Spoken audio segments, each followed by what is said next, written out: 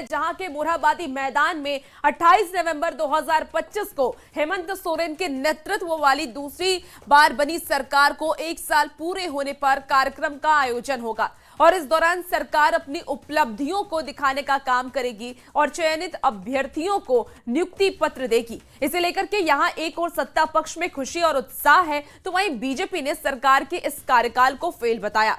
साथ ही 1 साल पूरा होने पर आरोप पत्र सामने लाने की बात कही है। वहीं आपको बता दें कि कांग्रेस ने बीजेपी के प्रचार को भ्रामक बताया। साथ ही बीजेपी के कटाक्ष पर जेएमएम ने पलटवार किया और यह कहा कि एक साल का नहीं बल्कि 6 साल के कार्यकाल का सुनहरा पल है, जिसे बीजेपी पचा नहीं पा रही है और गैर जिम्मेदाराना बयान दे रही है। सरकार का पूरे तरीके से सुपर फ्लॉप शो रहा है। इस सरकार ने बड़े बड़े वायदे किए थे, 3 महीना में नियुक्ति कैलेंडर घोषणा करेंगी, सारे एग्जामों को सुचारू रूप से लेंगी, लॉ एंड ऑर्डर जो है वो दुरुस्त किया जाएगा, महिला जो सुरक्षा उस पर विशेष कार्य किया जाएगा। और हो क्या रहा है, पूरे प्रदेश में लॉ एंड ऑर्डर कोलैप्स है, महिलाएं त्राहिमाम कर रही हैं, किडनैपिंग रेप केसेस जो हैं वो निरंतर बढ़ते जा रहे हैं। और सरकार ने अभी तक रोजगार साहब 10 लाख का लक्ष्य रखा था 5 वर्षों में, 1 वर्ष में ये 10,000 देने जा रहे हैं, यानी सिर्फ लक्ष्य का 1%, और वो भी इनके पुराने टेन्योर का अधिकांश जो नियुक्ति है उसको ये बांट रहे हैं। तो जाहिर तौर पर ये सरकार कोई काम नहीं कर पा रही। अब इस राज्य में सिर्फ आरोप लगाने वाली पार्टी बन करके रह गई है। हमने मुद्दा को छीन लिया है भारतीय जनता पार्टी से, मतलब भाजपा के पास अब कोई मुद्दा नहीं बचा है। सरकार जिस प्रकार इन 1 सालों में विकास को नया आयाम दे रही है बिना केंद्र के सहयोग का, तो स्वाभाविक तौर पे ये भारतीय जनता पार्टी के लिए हताशा भरा परिचय है। जो खुद आरोपों से घिरे हुए हैं वो आरोप लाएंगे, वो भी यहाँ के माटी का बेटा, आदिवासी पुत्र, आंदोलनकारी पुत्र, इतिहास रचने वाला व्यक्ति हेमंत सोरेन। 1 साल नहीं, पूरे 6 साल बेमिसाल। ये पूरा टेन्योर, ये पूरा कालखंड झारखंड के लिए स्वर्णिम अध्याय है। देखिए, झारखंड में नगर निकाय चुनाव मार्च तक होने की संभावना है और राज्य सरकार ने चुनाव करने की तैयारी भी पूरी कर ली है और अब चुनाव आयोग की ओर से तारीखों का इंतजार किया जा रहा है। जेएमएम और कांग्रेस ने पिछड़ों के आरक्षण के साथ तय तारीख से पहले चुनाव कराने की बात कही। वहीं बीजेपी ने सरकार की नीयत पर भी सवाल खड़े करते हुए यह कहा है कि बीजेपी की जीत के डर से सरकार निकाय चुनाव करा रही है। नगर निकाय चुनाव होगा तो भाजपा सब जगह आ जाएगी, इसीलिए चुनाव नहीं करा रही। और तो मैं यही कहूँगा कि अरे भैया, हर चीज़ में राजनीति नहीं देखना चाहिए, यहाँ की जनता का ख्याल रखना चाहिए, इस राज्य का कैसे विकास हो इसका ख्याल रखना। देखिए, ये राज्य सरकार का इकबाल है, प्रतिबद्धता है, हमें चुनाव कराना है। हमने सारी तैयारियां पूर्ण कर ली हैं। जो पिछड़ों का आरक्षण बाधित हो रहा था उस आरक्षण को भी हमने सुनिश्चित कर लिया। अब किसी के साथ कोई अन्याय या इनजस्टिस नहीं होगा। सरकार पहले से कमिटेड थी और मैं समझता हूं मार्च के पहले हम निकाय चुनाव करवा पाएंगे। इन विपक्ष के अरंगा के बाद नगर निकाय चुनाव इस राज्य में टला है और हमने ट्रिपल टेस्ट भी पूरे राज्य में करवा लिया, आरक्षण रोस्टर भी हमने तैयार कर लिया। तो अब हम बहुत जल्द नगर निकाय चुनाव कराने को लेकर के पूरी मुस्तैदी और तैयारी के साथ तैयार खड़े हैं और हम किसी भी वक्त नगर निकाय चुनाव की घोषणा कर सकते हैं।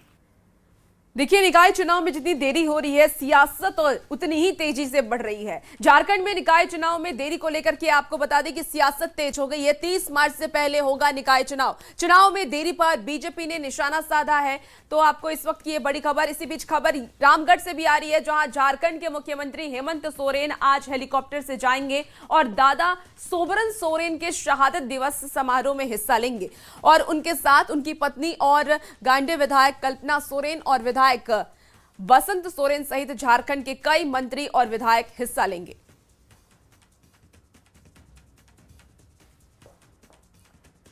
देखिए, 30 नवंबर को रांची का JSCA स्टेडियम में भारत और दक्षिण अफ्रीका के बीच अंतरराष्ट्रीय एक दिवसीय क्रिकेट मैच का आयोजन होने जा रहा है और क्रिकेट प्लेयर के रांची पहुंचने का सिलसिला भी शुरू हो गया है। तो वहीं मैच को लेकर के टिकटों को पाने के लिए होड़ मची हुई है। इसके साथ ही खिलाड़ियों की सुरक्षा में कोई चूक ना रहे, इसको लेकर के भी पूरे इंतजाम किए गए हैं।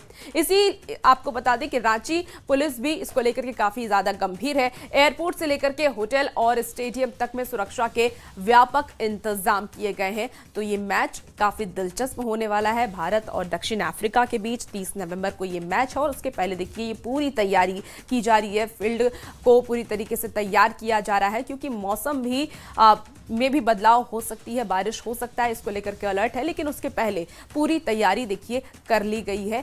तो ये तस्वीर भी आपको दिखा रहे हैं जहां मैच से पहले ये पूरी तैयारी की गई है। सुरक्षा के भी कड़े इंतजाम किए गए हैं क्योंकि प्लेयर्स का आना अब शुरू हो गया है। आ रहे हैं या उनके परिवारजन आ रहे हैं, सबके लिए पुख्ता सुरक्षा के इंतजाम रहेंगे। राइट फ्रॉम उनकी जहां से उनको रिसीव किया जाएगा एयरपोर्ट से, उसके बाद रेडिसन होटल में और JSCA में जहाँ पे वो प्रैक्टिस के लिए और मैच के लिए जाएंगे। तो प्रॉपर सिक्योरिटी अरेंजमेंट्स हैं, लाइजन ऑफिसर्स हैं और जिस दिन मैच होगा उस दिन की तैयारियों का भी हम लोग डिटेल में एक एनालिसिस ऑलरेडी कर लिए हैं और एक बार मैच से पहले हम लोग करवाएंगे। तो हम प्रयास कर रहे हैं कि हम लोग इन सभी जगहों पर जितनी पर्याप्त सुरक्षा व्यवस्था होती है वो दे सकें। इसके लिए हम लोगों को अतिरिक्त पुलिस बल भी मुहैया कराया जा रहा है पुलिस मुख्यालय के द्वारा और हम ये प्रयास करेंगे बिल्कुल चाक चौबंद सुरक्षा व्यवस्था रहे, खिलाड़ियों को किसी प्रकार की असुविधा न हो और साथ ही साथ जो झारखंड वासी रांची वासी हैं वो इस मैच का भी पूर्ण रूप से इनसे बिना किसी अधिक परेशानी के आनंद ले सकें, इस पर हमारा ध्यान है। जो दर्शक आएंगे मैच देखने के लिए स्टेडियम, उन्हें भी ज़्यादा दूर तक पैदल न चलना पड़े, उनको ज़्यादा परेशानी ना हो, इसके लिए भी हम लोग पार्किंग स्पॉट्स को चिन्हित कर रहे हैं ताकि उन्हें कम से कम दूरी पर चलना पड़े। देखिए रांची के JSCA स्टेडियम में 30 नवंबर को होने वाले वनडे इंटरनेशनल मैच को लेकर के काफी उत्साह देखा जा रहा है। ऐसे में ये जानना बेहद ही जरूरी है कि उस दिन रांची का मौसम कैसा रहेगा।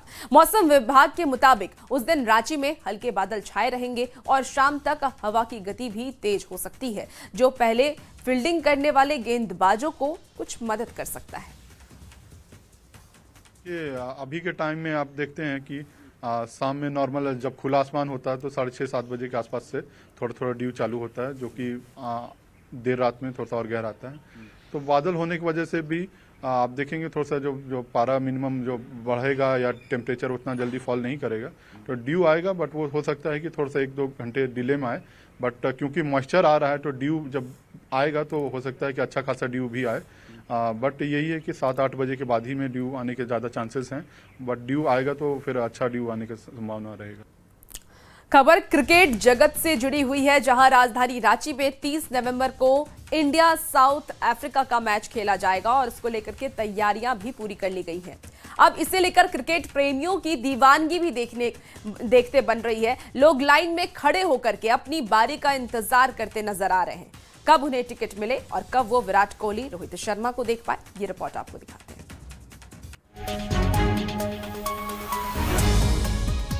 राजधानी रांची के धुरवा स्थित JSCA स्टेडियम में 30 नवंबर को भारत और साउथ अफ्रीका के बीच होने वाले वनडे मुकाबले को लेकर शहर में क्रिकेट का जुनून इन दिनों चरम पर है।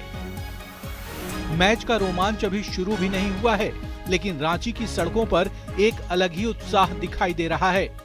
टिकट काउंटर के बाहर का माहौल भी किसी बड़े त्योहार जैसा दिख रहा है। सैकड़ों युवा, बुजुर्ग और बच्चे घंटों पहले टिकट काउंटर पर पहुंच गए ताकि वे इस हाई वोल्टेज मुकाबले को लाइव देखने का मौका न चूक जाएं। जिस देश में क्रिकेट धर्म बन चुका हो, वहां मैच देखने को लेकर, टिकट कटाने को लेकर दीवानगी ऐसे ही नजर आती है। हम इस समय राजधानी रांची के JSCA क्रिकेट स्टेडियम के बाहर में हैं, जहां देख सकते हैं कि टिकट काउंटर पर कल शाम 5 बजे से ही लोगों की भीड़ उमड़ी है और लोग लगातार जो है इस उम्मीद में यहाँ कतार में खड़े हैं कि उन्हें टिकट मिलेगा। दूर दूर से, दूसरे राज्यों से लोग पहुंचे हैं। क्रिकेट फैंस की दीवानगी ऐसी है कि यहाँ त्रिपुरा से भी लोग पहुंचे हैं। कहाँ से आई हैं आप? हम त्रिपुरा से आए हैं। त्रिपुरा से सिर्फ मैच देखने के लिए? हाँ, ऐसी मैच को लेकर दीवानगी क्यों? क्रिकेट देखने के लिए अच्छे लगते हैं। क्रिकेट अच्छा लगता है। रांची के अलावा बोकारो और दूसरे जिलों से बड़ी संख्या में दिव्यांग फैंस भी टिकट के लिए काउंटर पर पहुंचे। उनकी माने तो क्रिकेट को लेकर उनकी दीवानगी ने उन्हें स्टेडियम तक खींचा है। हम देखेंगे और मेरा घरवाली देखेगा। क्या बात है, कहाँ से आए हैं? यही रांची थिएटर कोटा से। सुबह सुबह दिक्कत नहीं हो गया? दिक्कत जी बहुत है, भूखे प्यासे जी पड़े हो गए। हम 2 बजे रात से लाइन लगे थे। रात से? कहाँ से आई? हम यही पुंदाक से आए। सेंचुरी बनाएगा इस बार विराट कोहली। हम लोग दोनों विराट के बहुत ज्यादा फैन है हम लोग, बहुत ज्यादा उसको देखने के लिए क्रेज इतना ज्यादा है, कितनी बड़ी भीड़ में हम लोग बहुत मुश्किल से पहुँचे। विराट कोहली जैसे ही रांची पहुंचे तो फैंस उनकी एक झलक पाने के लिए उत्साहित नजर आए। हालांकि विराट कोहली एयरपोर्ट से सीधे होटल की ओर रवाना हो गए, जिसके बाद विराट कोहली ने प्रैक्टिस की। इसी के साथ हर्षित राणा, तिलक वर्मा, अर्शदीप सिंह, प्रसिद्ध कृष्णा ने भी अपने हाथ आजमाए। मैच को लेकर किस खिलाड़ी को देखना है? विराट कोहली, रोहित शर्मा, दोनों को। ये से हमें चाहते हैं कि बेहतरीन क्रिकेट मैच हो जिसे हमें अच्छा लगे देखकर। ऑब्वियसली कोहली को देखना है हमें, रन मशीन कोहली। मैच के दिन रांची में भारी भीड़ रहने की संभावना है, जिसके लिए ट्रैफिक पुलिस ने पहले ही प्लान तैयार कर लिया है। कुल मिलाकर इस वनडे मुकाबले से पहले ही रांची क्रिकेट के रंग में पूरी तरह रंग चुका है। टीम इंडिया साउथ अफ्रीका और 30 नवंबर का वो रोमांचक दिन, जिसका इंतजार हर क्रिकेट प्रेमी बेसब्री से कर रहा है। न्यूज़ 18 के लिए रांची से निरंजन कुमार और संजय सिन्हा की रिपोर्ट।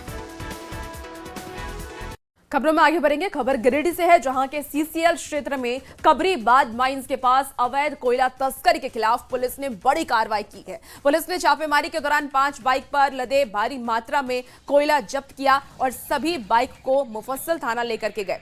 पुलिस के मुताबिक तस्करों के गिरोह की पहचान की जा रही है और इस मामले में आगे की जांच जारी रहेगी। तो पुलिस अधिकारियों के मुताबिक अवैध कोयला कारोबार में शामिल लोगों के खिलाफ सख्त कार्रवाई की जाएगी।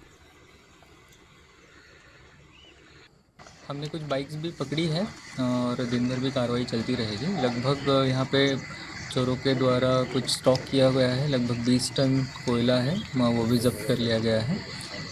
हम कोशिश कर रहे हैं कि ये जो इलीगल माइनिंग है, और एक्चुअली ये बहुत घातक है। बहुत बार ऐसा हो जाता है कि लेडीज़ ओपन कास्ट माइन में घुस के जो कोयला चोरी करने की कोशिश करती है। ये इसमें से किसी का जीवित हानि भी हो सकता है।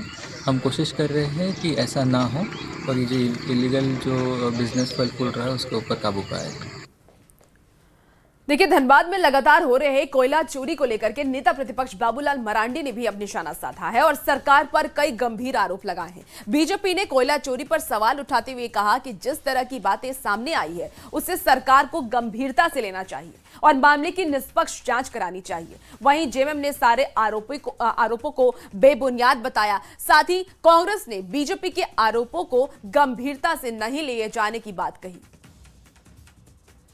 देखिए, धनबाद में तो एक लंबे समय से कोयला का रैकेट चल रहा है और काला सोना भी कहा जाता है। पता नहीं कितनी सैकड़ों जाने गई हैं यहाँ पर इसी कोयले के लूट में। अब संस्थागत रूप लेता जा रहा है और जिस तरीके से नेता प्रतिपक्ष ने गंभीर आरोप लगाए हैं, उन्होंने तो कुछ जगहों को इंगित करते हुए बताया है। तो मुझे लगता है राज्य सरकार को इस पर पूरी जांच बिठानी चाहिए और तुरंत अविलंब कार्रवाई करनी चाहिए, वरना लगेगा कि राज्य सरकार पूरे मामले में जो है लीपापोती करने में लगी है।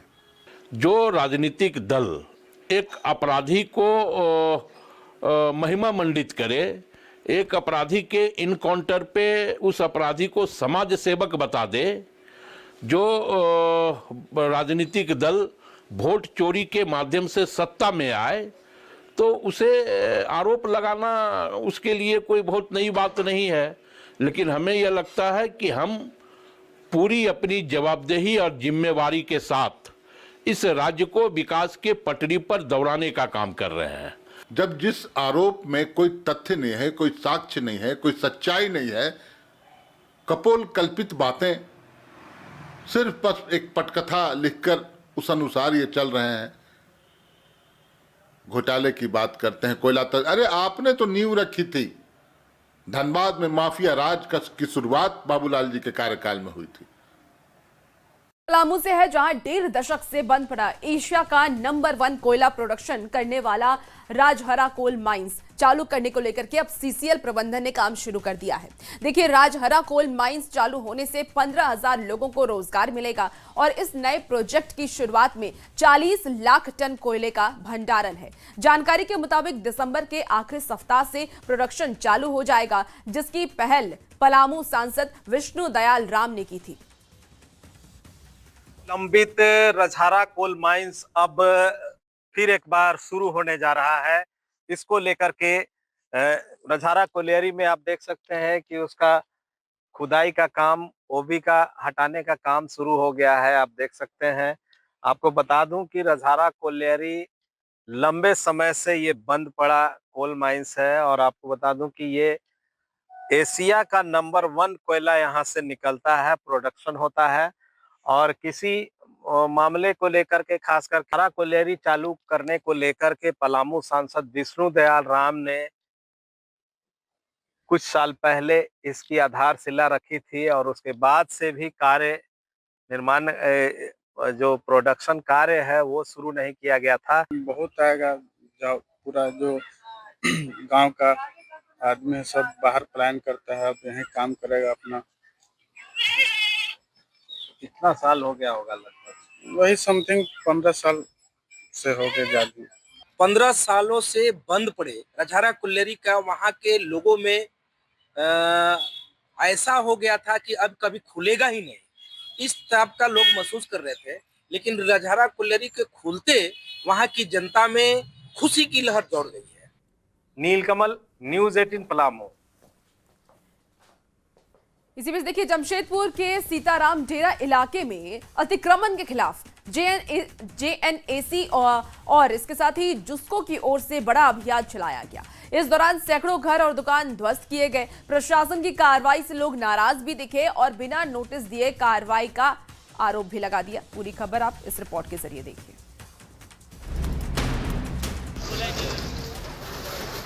जहां तक नजर जाए टूटे घर में दबे सामान,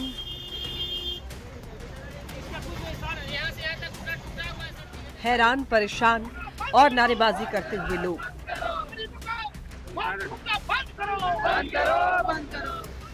ये नजारा है जमशेदपुर का, जहां सीताराम डेरा थाना क्षेत्र के भुइयाडीह मेन रोड में अतिक्रमण हटाओ अभियान चलाया गया। इस दौरान सड़क किनारे बनी झोपड़ीनुमा घर और दुकानों को जमींदोज किया गया।